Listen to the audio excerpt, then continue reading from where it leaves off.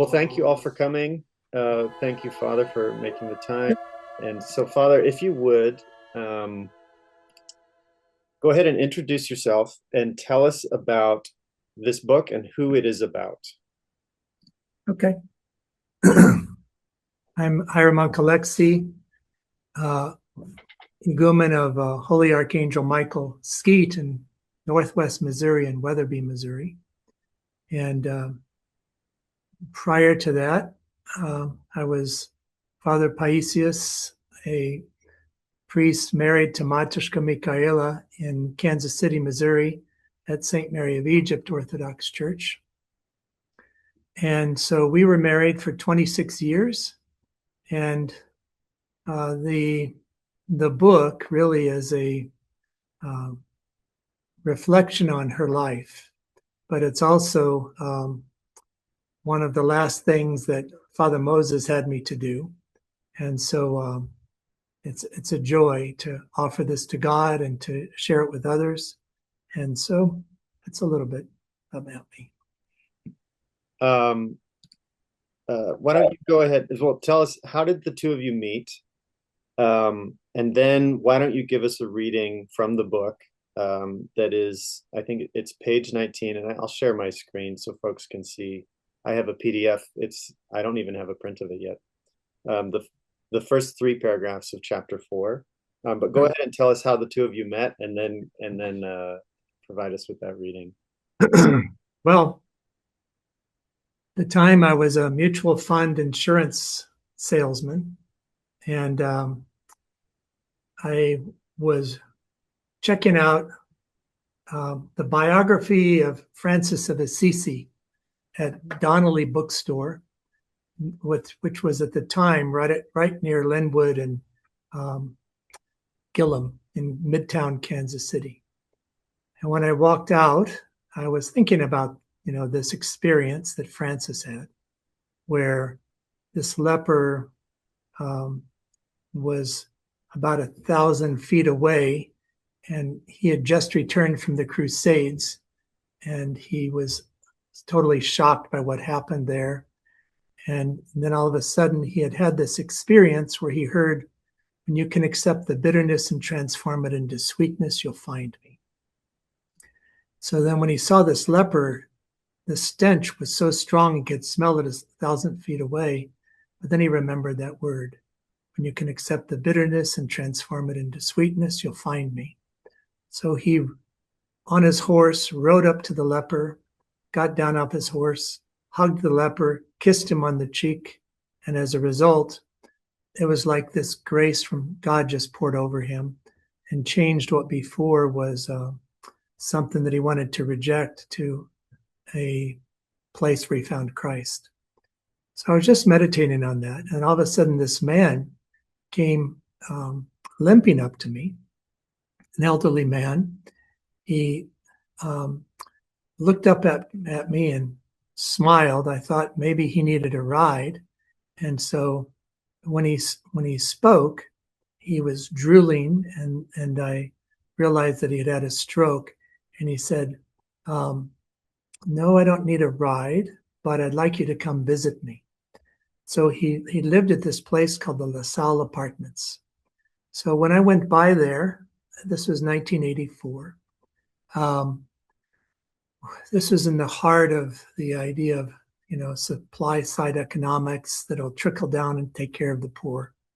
And so I was, all duded up, dressed and ready for work.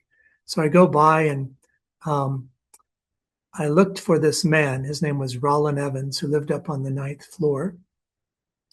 And I knocked on his door and nobody was there. And this little lady dressed in a white church outfit, her name was Mother Esther. She said, "He's not there. He won't be back for a while." And then we started talking. I just explained I had met him and wanted to talk with him more. He had asked me to come visit him. And at that time, what ended up taking place was she said, she explained, "Well, he'll be back later." But I was talking about, his needs. And so she shared that she hadn't eaten for 2 days. She takes me downstairs to another. She was like a Church of God in Christ mother in the church. And I was pretty shocked that she hadn't eaten for 2 days. So she takes me downstairs to another lady, a white lady, just sitting there looking forlorn. And there was a can of pork and beans on her table. And I recognized right off that, oh my goodness, I mean, these are people that are elderly and disabled that are struggling like this. And so I contacted some friends not long after that. So we brought by some groceries to distribute to the people in this building. Well, at that point, this illustration that you're looking at, this little boy comes up and tugs on my suit coat, and he says, "My grandma don't have no food." And I said, "Okay, well, we'll take some up there." So we go upstairs, and we also on the 9th floor, and opened the door, and her daughter was there named Sherlyn. She goes, "You can put the food right here." And she showed me where the refrigerator was, opened it up, totally empty. And so we put groceries in there. And she said, "My mother, her name's Thelma, she'll be back soon." And so we said, "Okay, well, thank you. Just tell her God bless you." And so then we go back downstairs. And so when we were at the door, also passing out food to other people, I see this lady that looked just like her daughter upstairs. And I said, "Is your name Thelma?" And she turns and she looks at me. She goes, "How'd you know my name?" And later, turned out that she thought that I was like FBI or something because of having a three-piece suit and knew her name and all of this. And so I started laughing and said, "No, it's not that. It's just that we came to distribute food, and your daughter said you'd be back soon. And so we put food in your refrigerator." And she goes, "You put food in my refrigerator?" And so it turned out later that the reason that this food was empty is because they would go out into the street in the middle of the night talking to people about the Lord. And then a lot of these people would come and spend the night on her living room floor. So she didn't have any food. But it was all like hush hush, kept a secret. Well, little by little, as we kept on coming back to that building, she got more and more involved with us with helping distribute food. So that's actually how the two of us met. And you wanted me to read the first 3 paragraphs of page 19. Chapter 4, yeah. Okay.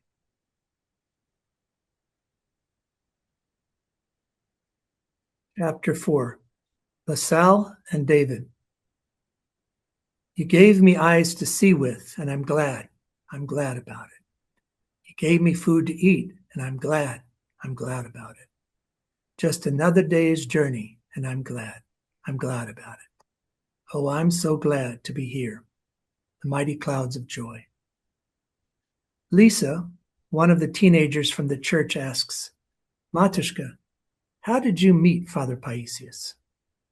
Thelma smiles at Lisa and says, "I was waiting for that question. Well, when my kids were grown, I eventually moved to the LaSalle apartments at Linwood and Harrison, 1 block west of Troost. It was an old 13-story hotel that had been changed into apartments for people who had disabilities or were elderly. My asthma had gotten worse, so often my daughter Sherlyn or my grandson Rob would stay with me.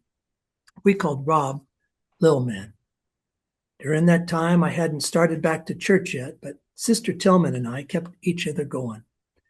In the middle of the night, I'd go out and talk to people on Troost. Many didn't have no place to stay, so I'd bring them to my little apartment, let them sleep on the floor, and read the Bible to them.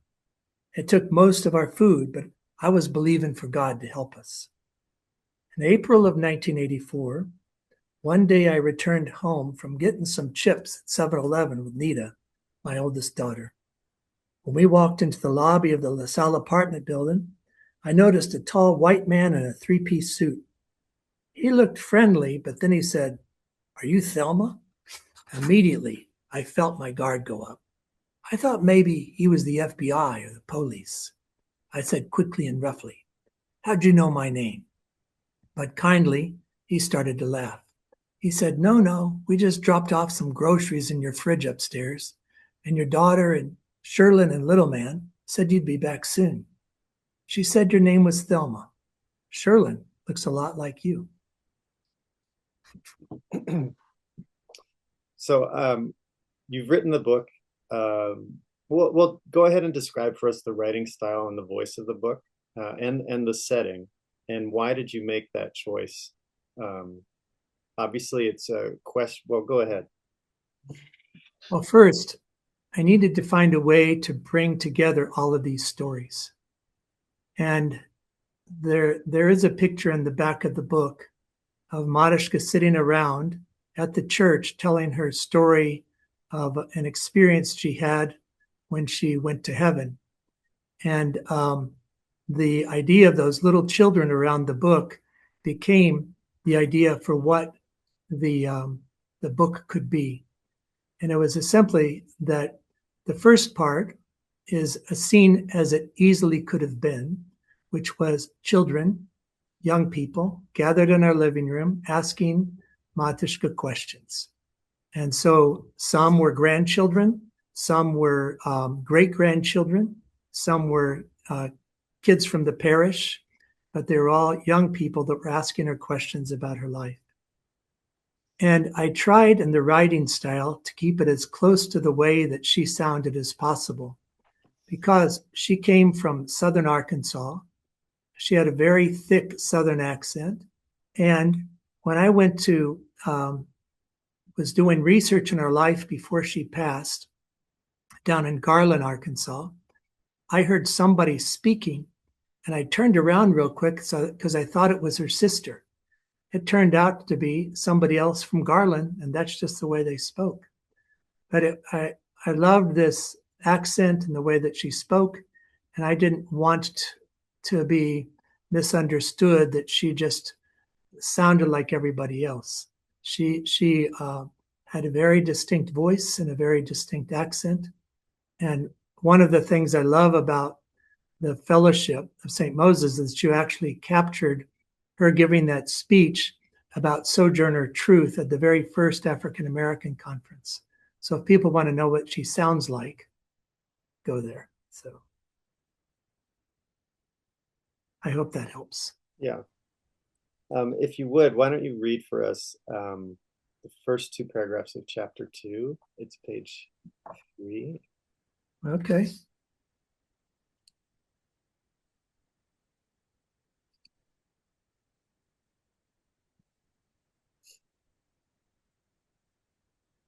Okay, chapter 2, early life. Every one begins with a gospel song or a spiritual one that she especially loved. I'm coming up on the rough side of the mountain. I must hold to God, his powerful hand. I'm coming up on the rough side of the mountain. I'm doing my best to make it in. F.C. Barnes, 1990. My life started down south in a little town way down in Arkansas. They tell me it had been raining when I was born. I was born a long time ago, on July 13th, 1940. People in Arkansas were worried that they'd get too much rain for the cotton that year. I was born at home in the little town of Garland, Arkansas, close to the Red River. Back then, I didn't even have a birth certificate. They say we came from Gullah Geechee folks from Central Africa. Mom and Nettie, my grandma, and my mama and daddy, Badia Lula and Daddy George, all lived together in a little house. They call them shotgun houses, because if you shot through the front door, it'd go straight through the back door, too.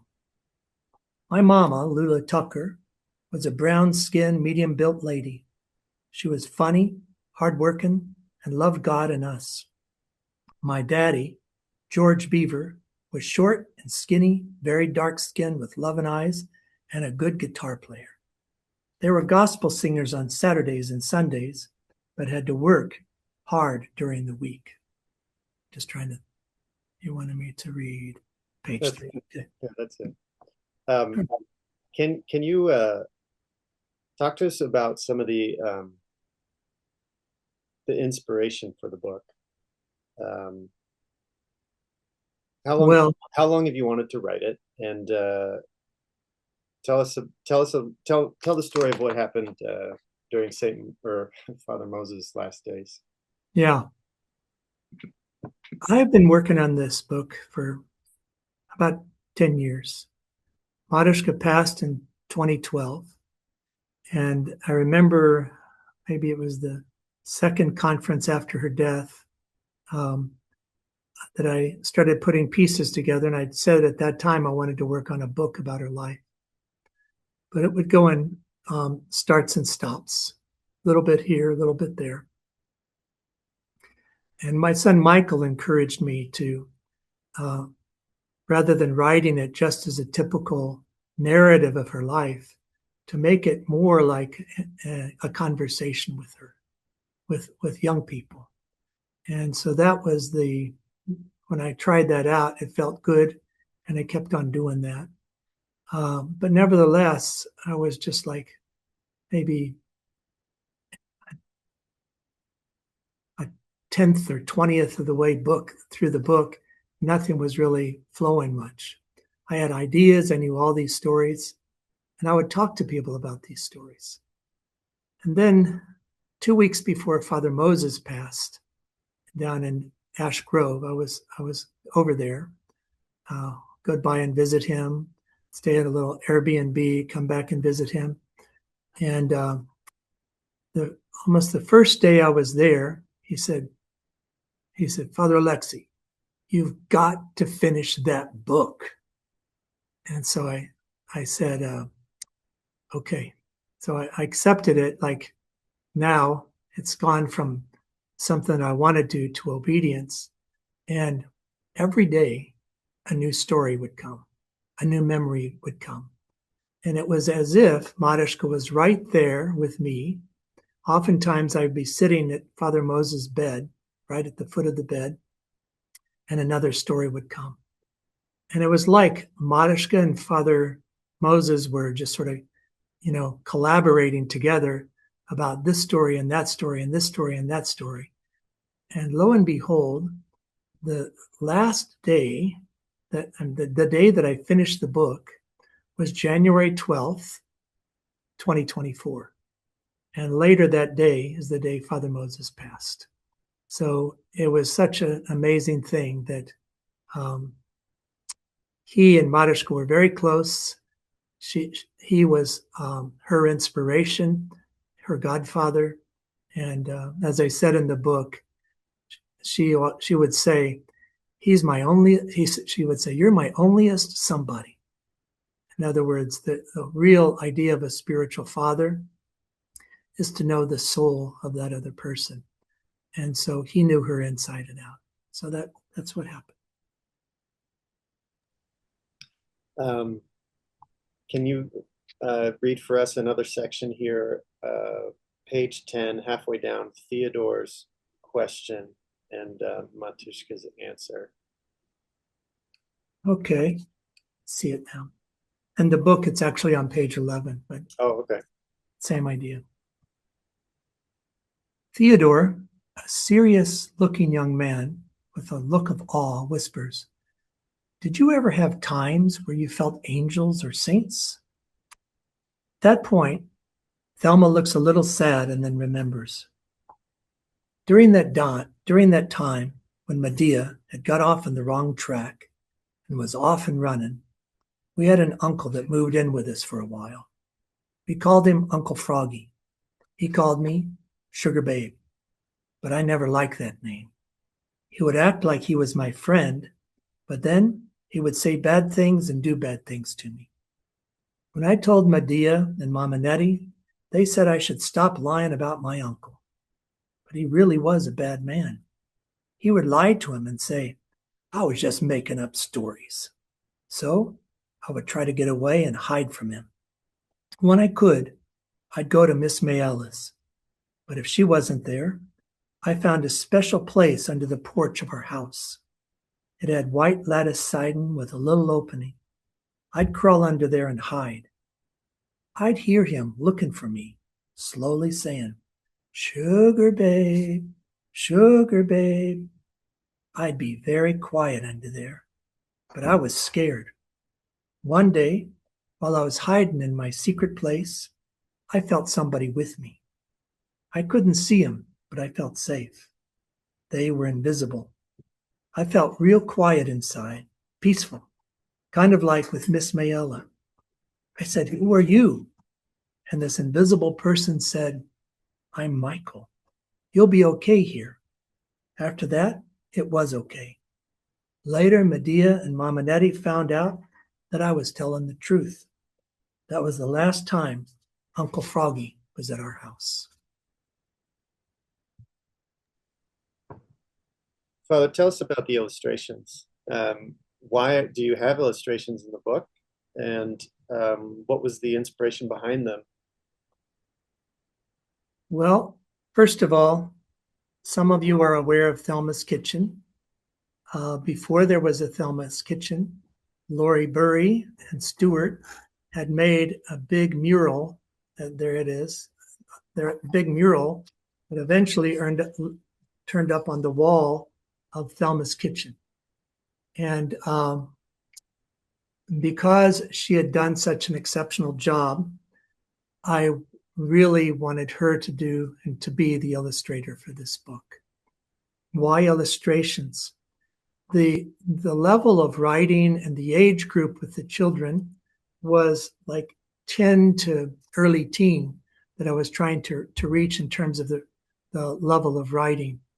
But I also wanted it so that if people hadn't gone to school that much, they could still read it and be able to pick up on it. But also because of the fact that Matushka loved kids and she had a very playful part of her. So I wanted the people that got the book to feel her presence and feel her spirit when they opened it up. So that's pretty much why. Mm-hmm. But as you can see, these illustrations, these are all watercolors.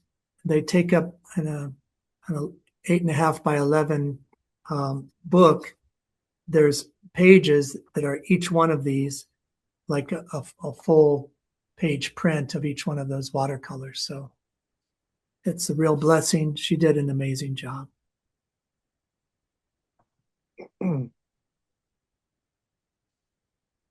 Yeah. Yeah, they're beautiful. I think I'm not sure the exact amount, but there's between 10 and 15, I'd say, illustrations. Yeah. So I'm almost going to open it up to the group here if anyone has any questions or wants to think of anything to ask. But I'll ask, why do you think Matushka Michaela, why do you think this book's important, and what do you think that Matushka Michaela has to offer the Orthodox Church? And what is the overall importance of From Sorrow to Song? Well, it reminds me of when Father Moses first visited an Orthodox mission in Virginia.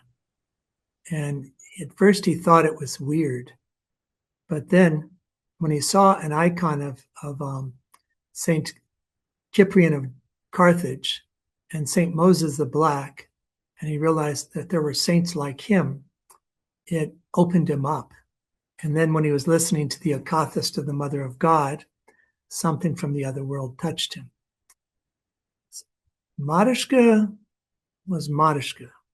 She didn't put on any airs. Father Moses used to say she was guileless.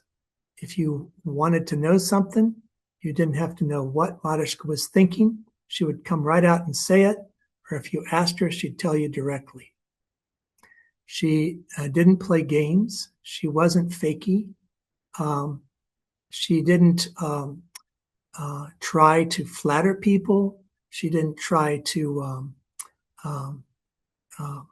say something to someone so that they would like her. She was just her. Either you liked her, or you didn't. Either way, it was fine. She just wanted to do God's will and love God and love others the best she could. because of that realness, I felt that it was important for people to see there's a chair in the Orthodox Church for someone like me. You think about somebody that had survived abuse as a little girl, somebody that had actually grown up in Jim Crow South picking cotton, someone that had suffered segregation, someone that had definitely come up on the rough side of the mountain, someone that had to keep her brothers and sisters from being taken away by welfare when there was a threat of that, when her mom was having trouble. Someone that had been raised by her great-great-grandmother who was Cherokee Indian background. And all of these strands came together. But the other thing that she had was childlike faith, but it was palpable faith. And in the book, I tell the story of us first going into an Orthodox liturgy. And in the middle of the liturgy, I was looking at it like, I remember reading about this in that book I was reading about Orthodoxy. And right in the middle of it, she pokes me in the ribs and she says, I'm in heaven. I don't know about you, but I'm becoming Orthodox. She perceived the same presence in Archangel Michael icon that had helped her when she was a little girl. She perceived that they were surrounded by angels and saints in that place, and she wanted to be absolutely a part of it. She never turned her back. She stuck to it the day that she passed, till the day she passed. And so to me, I think it's a very, very important book for Orthodoxy, not only because of opening up to people of color, opening up to people that had been marginalized, opening up to trauma survivors, but also because of the fact that how Father Moses helped us grow as a mission when there were little things that we put in the book that were part of her journey that helped people, helped her get it. I'll give you one example. We were at a conference and a Metropolitan was in the front seat and Matushka was in the back seat and the mitre was there on the chair. And so she goes, oh, I like this hat, because it was loaded with jewels. And he began to explain that the reason for that hat to be looking so beautiful was because the crown of the bishop represented the crown of thorns. And the Orthodox Church tries to honor the crown of thorns with Jesus by these beautiful hats, which made sense to her. Later, when she was trying to get the blessing, someone said, you're supposed to say, Master bless. And she said, I ain't calling nobody master. And at that point, it was Metropolitan Jonah, that was at one of the St. Moses conferences. He explained, Master bless in the Orthodox Church isn't like slave master. It's like Master Yoda in Star Wars, like master and disciple, like a teacher. So when you say master bless, you're not saying I'm a slave and you're the master, but it's rather I'm simply learning and you're a teacher. And she said, okay, master bless. But she said still that old phrase would come back to her and she'd had to work with it for a while till it became more normal. So there's these little catechetical things that are all scattered throughout the book. There's experiences of what it takes to reach people that are struggling, and all of that was part of her life. Let's do one more reading. We'll open it up. This is chapter 11, page 61 and 62. Okay. Let's see if I can get there. Very good. I'll try to catch up here. Yeah. Chapter 11, a growing parish. You hear the lambs a-crying. Hear the lambs a-crying. Hear the lambs a-crying. O shepherd, feed my sheep. Marian Anderson. There were a few years there where the monks from Platina, California, and the nuns from St. Paisius Abbey in Forestville, California, were having a summer missionary school. So David, Paisius, and I went. They would have classes on the history of the church, lives of saints, how to live an Orthodox life, and round-the-clock church services. One of the people that was very special to me was a little nun named Mother Sophia. She led a class on how to lead the services at the Kleros, the reader's stand. She taught us how to organize each day's services and which tones or tunes to use. She took time with me and helped me understand it all. I felt so close to her, I was very thankful. On July 2nd, 1994, we took a break from the school and attended the glorification of St. John Maximovich in San Francisco. He was known as Blessed John before that. He was a short Russian bishop who cared for the poor and was very prayerful. He rescued babies out of garbage cans in China, led persecuted Russians and Chinese to safety, raised the dead, healed the sick, and after he died, it looked like his body was still alive, without it being embalmed. He was the Bishop of San Francisco and died in 1966. So, 28 years later, they opened his coffin, and this heavenly fragrance filled the church. He was glorified as a saint. We were there. Someone had made a new icon of him. I love icons. And I was in line to venerate the icon of him. When I got close, the man holding the icon pulled it away and wouldn't let me kiss it. I felt hurt and rejected. Maybe he thought I wasn't Orthodox or something. But a few minutes later, I was standing in line to venerate the actual body of St. John that looked like he hadn't died. While I was standing in line, a man came up to me and said, "Whatever you want him to do for you, just tell him and he'll do it." I said, "Okay, thank you." When he left, a lady nearby asked me, "Do you speak Russian?" I said, "No." And she said, "But he just spoke to you in Russian." I told her, "Well, all I know is that he said, whatever you want him to do for you, tell him and he'll do it." The lady was amazed, but I knew the Lord was helping me to know that St. John didn't reject me, and he made sure I understood. Because it was in California, on our way back home, we visited our friends Dave and Shar in Chino, California. One day, I was sitting out on the porch. I noticed this cat tormenting this lizard, messing with it, making it feel scared. I started to cry for that little lizard and chase that mean cat away. I saw what I just did, and I was shocked. Me? Crying over a lizard? I knew something was happening in my heart. I used to be so hard, nothing would move me. But now I'm crying over a lizard. I could tell the Lord was working deep in me since I'd become Orthodox.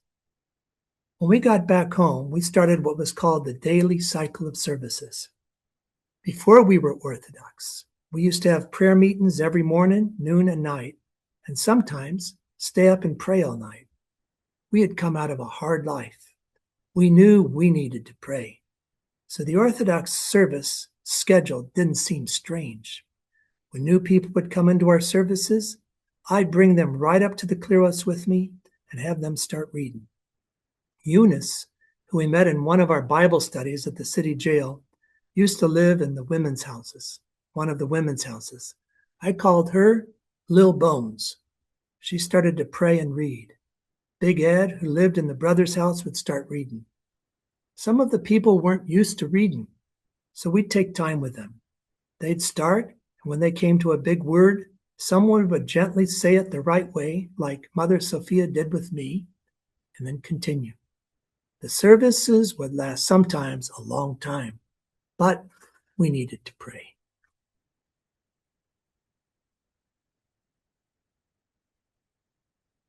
So there's lots of stories in there. Yeah, it's a really, really beautiful read. Wonderful book. I can't wait to have hard copy myself. I'm gonna stop spotlight here. Does anybody have any questions before we wrap up? I just want to mention I'm especially thankful for Father Moses sticking with it, and encouraging me to do that. And there's many, many people along the way. I mean, this past year, editors, Mother Catherine, Mother Sophia, uh, Novice Sarah here at the monastery, her brother, um, Stephen, and just so many others just helped us to put this out. And pray for Lori. Lori Burry, the illustrator.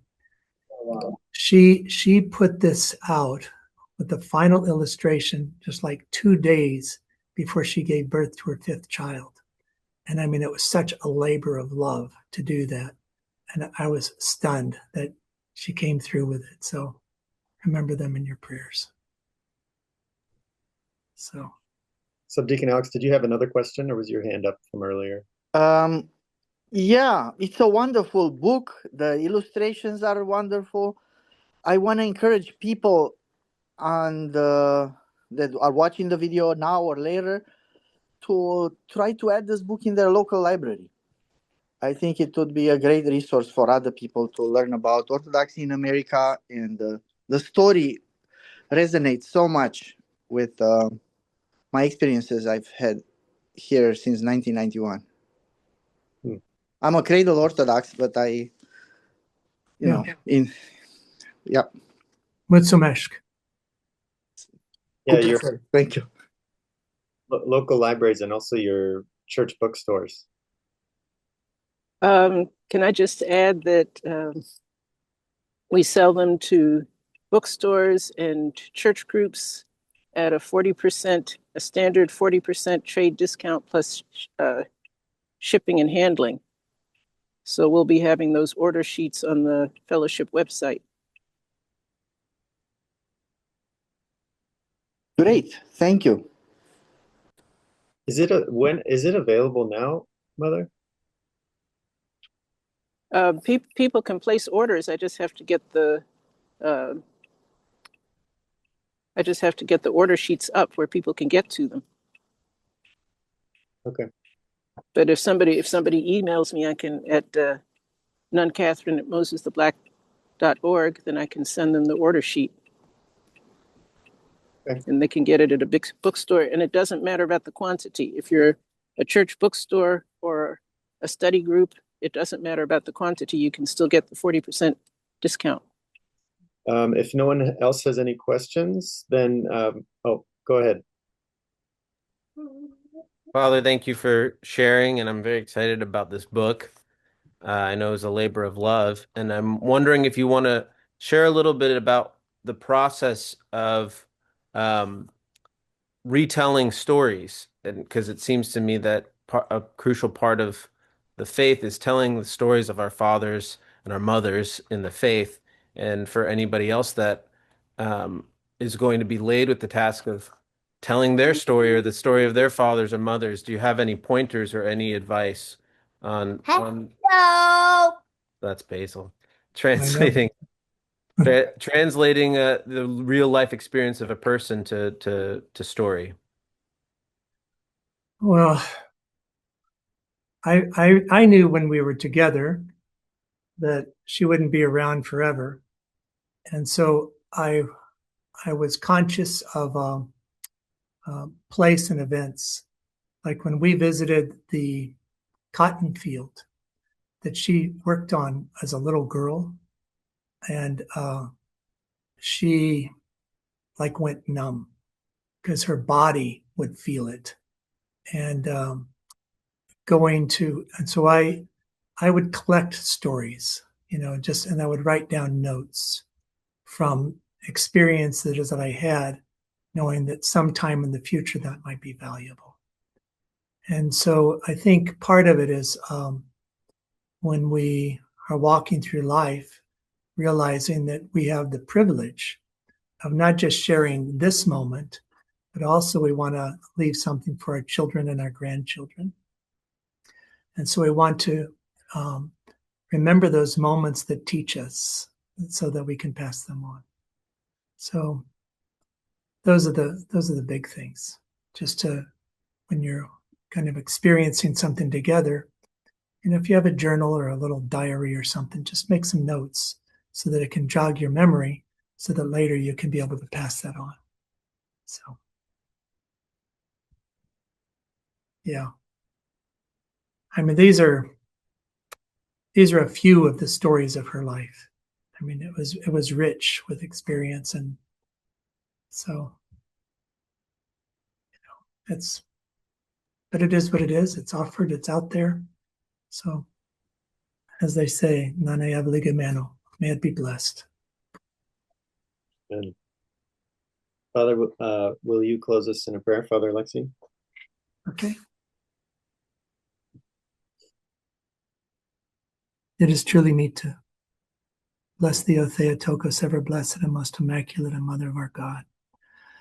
More honorable than the cherubim and beyond compare more glorious than the seraphim, thee who without corruption gave us birth to God the Word. The very Theotokos thee we magnify. O Lord Jesus Christ, bless these that have heard today. Bless this book, and may it be used as a net to draw many to you, to your love, to your hope, to your mercy, to the faith of our fathers, to the Orthodox Church. May you be lifted up through the life of Matushka Michaela and draw people unto you, Lord Jesus Christ. In the name of the Father, the Son, and the Holy Spirit. Amen.